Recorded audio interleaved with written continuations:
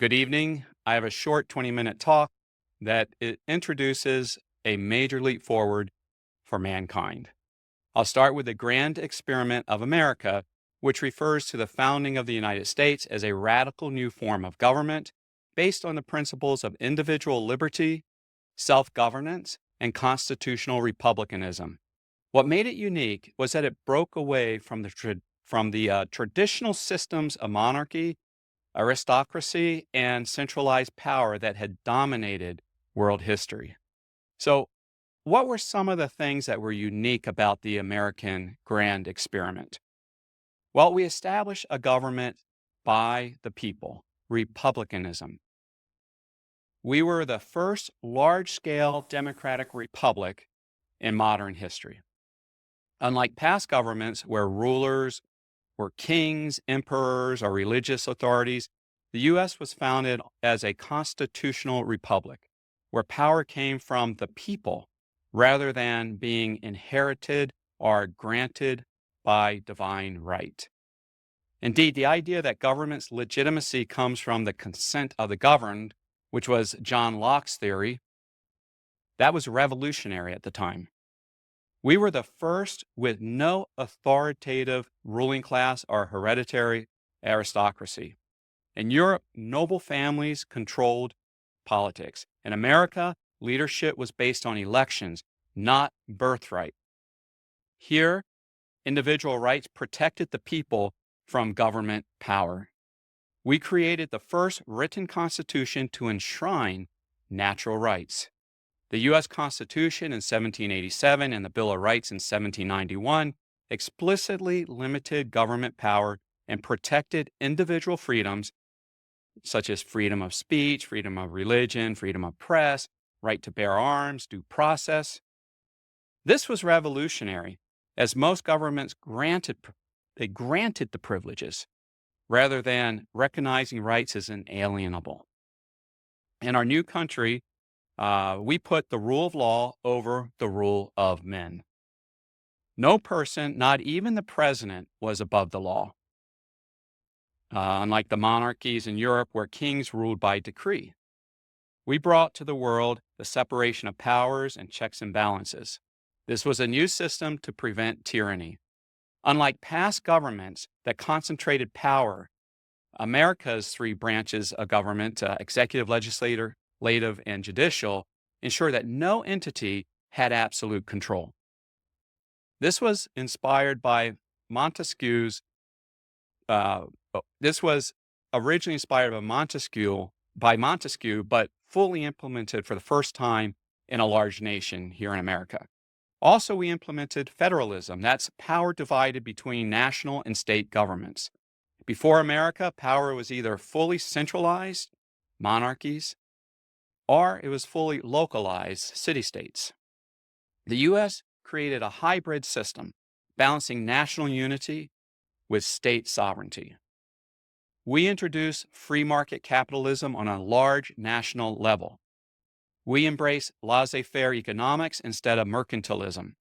Before the U.S., European economies were mercantilist, meaning governments controlled trade and wealth. The U.S. embraced free markets, limited government intervention, and the right to own private property. By the way, do you see the theme behind all of this? What's going on behind the grand experiment? Well, it's freedom. Freedom from what? Freedom from government. In America, we eliminated state religion and theocratic rule. Unlike Europe, where church and state were intertwined, the U.S. enshrined religious liberty. Now, this was not full secularism, but freedom of religion was a core principle. Now, let's take a look at what was done with the grand experiment that had never been done before. We reformed government. We formed a government founded entirely on Enlightenment principles. This was the first nation built entirely on Enlightenment ideals. We combined John Locke's natural rights, Montesquieu's separation of powers, Adam Smith's economic liberty. Our founding fathers were, yes, they were master neo-thinkers who integrated all the Enlightenment principles. They brought us the peaceful transition of power through elections. Before America, rulers were overthrown in revolutions or assassinations. The U.S. created the first system where leadership changed peacefully based on votes. We created a written, ratified constitution as supreme law. Previous governments relied on tradition, monarchy, or vague charters. The U.S. codified its principles into the Constitution, ensuring a stable framework of law and governance. You see, before, well, the Enlightenment principles were guiding principles used wherever possible, but the U.S. Constitution pulled them all together, integrated them, and codified the Enlightenment principles into a framework, a foundation to govern an entire nation. And soon the U.S. became the most powerful and wealthiest nation in history. It inspired revolutions, the French Revolution, revolutions throughout Latin America, and inspired new democracies all over the world. The grand experiment of America remains the longest lasting constitutional republic in history. Now, the theme here is freedom. Not only had the grand experiment never been done before, but no one ever conceived or considered Enlightenment principles beyond theory. In actuality, in reality, as a whole civilization. Yeah, scholars and politicians just applied those principles wherever possible in existing governments. Our founding fathers did the unthinkable in bringing Enlightenment principles, all of them, together into life as a nation. Now, I want to give you a very brief history of classical liberalism and libertarianism and their impact on countries and special economic zones, SEZs. Classical liberalism and libertarianism share a core belief in individual liberty, free markets, limited government, and rule of law. While classical liberalism emerged in the 17th, 18th, and 19th centuries, libertarianism evolved in the 20th century as a more radical extension of its principles. Let's start with classical liberalism, 17th, 18th, and 19th centuries. It's rooted in Enlightenment philosophy, challenging the monarchy and feudalism.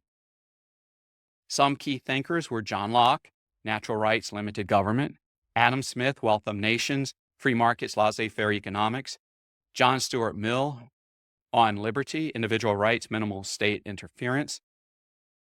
They had major impacts on countries such as the United States in 1776 to the present, in Great Britain, the 19th century, the Industrial Revolution, and repeal of mercantilist policies, which led to great economic growth, and France, after their revolution of 1789. That was inspired by classical liberalism, but later, unfortunately, it shifted toward nationalism and socialism. Now, we saw the decline of classical liberalism in the late 19th and 20th centuries. Government expanded through welfare programs, regulations, and central banking. Classical liberalism gave way to progressivism, social democracy, and Keynesian economics. So, in the fall of liberalism, classical liberalism, and the rise of government power, so that brought about, and then so rose libertarianism in the 20th century to the present. It emerged as a reaction to growing state control, such as the New Deal, socialism, central banking. Some of the key thinkers were Ludwig von Mises, Friedrich Hayek, Milton Friedman, and they articulated free market economics with critiques of government intervention. Then you had David Friedman, Milton Friedman's son, and Murray Rothbard, who were anarcho-capitalists. No state, pure voluntary markets, and the evolution of the libertarian non-aggression principle. Ayn Rand, you had her with her objectivist philosophy, promotes radical individualism and capitalism. Those libertarian principles had a major impact on countries. The United States from 1971 to the present, with free markets, low taxes, minimal government, although that's been very violated. But we see a trend today, starting today, back moving in that libertarian direction. We saw Chile in 1973 to 1990. Milton Friedman's free market reforms transformed Chile into Latin America's strongest economy at the time. And today we have Estonia, a Baltic state, since the 90s, with low taxes, digital governance, and pro-business policies. And of course, as we all know, Argentina from 2023 to the present, with our good friend President Javier Milei, who's saving his country's economy through libertarian principles with his chainsaw. All right, so today we also have special economic zones that are rising around the globe, and they're inspired by libertarianism. And we have to ask ourselves, why are they all inspired by libertarianism? Think back to my theme earlier, freedom. All right, so some examples of special economic zones. Hong Kong, particularly pre-1997 when it was a British colony, it was based on laissez-faire capitalism, free trade, low taxes, became a huge financial hub. We have Singapore today with independent free markets, low regulation. It's a wealthy global city, beautiful city. We have Dubai with its free market policies and its business zones, has several business zones, and they're experiencing an economic boom. And then we do have Prospera, which is a Honduras libertarian inspired special economic zone with minimal taxation, with incredible promise. However, the loop I've talked to you about or before, the loop of the anti-civilization, the Honduran government now is giving them a very difficult time, which is holding back all the potential of Prospera. So first we had classical liberalism that shaped the founding of free market economies in the US, the UK, and early France. Now we have libertarian ideas that continue to influence economic policies and special economic zones around the world. But full libertarian societies do not yet exist. We see hybrid models like Singapore, Dubai, Estonia, and other SECs. They balance the economic freedom with some government structure, but no fully libertarian societies.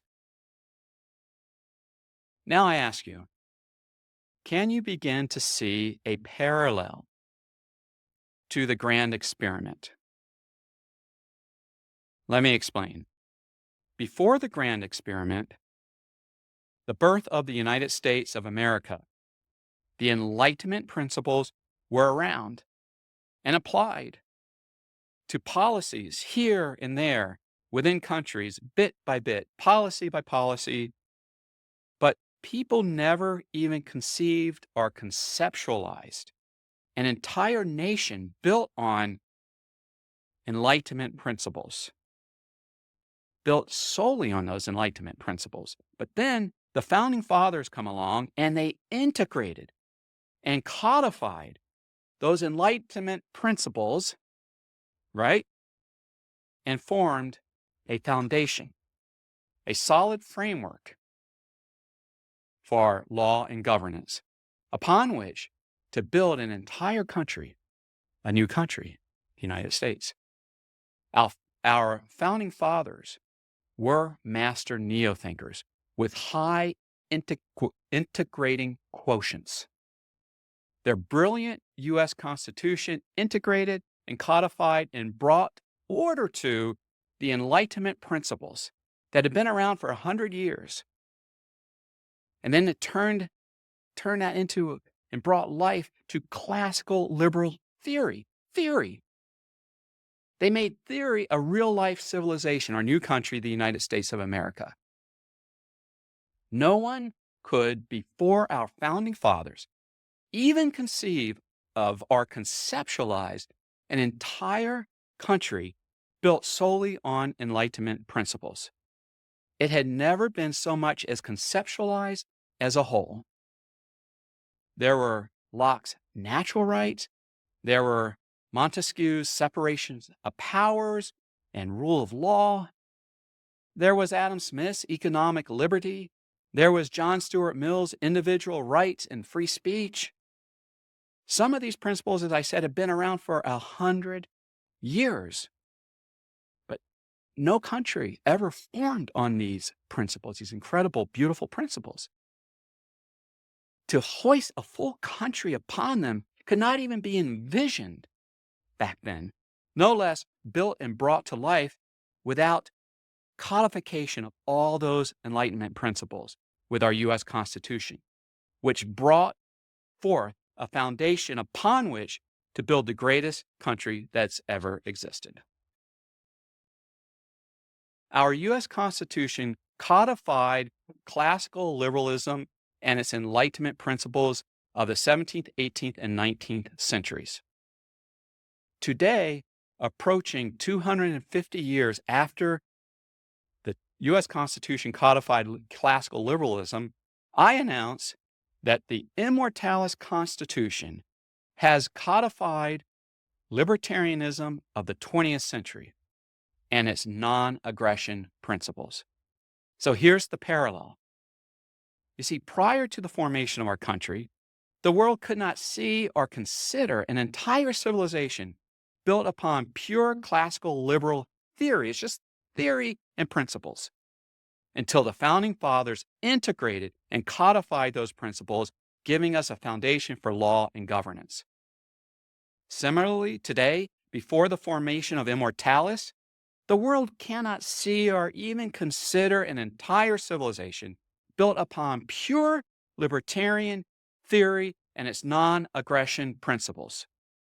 Until now, until we codified the non-aggression principle as the Constitution of Immortalis, which, for those who are new here, is a network state hoping to unlock a special economic zone, or perhaps more accurately, a special autonomous zone.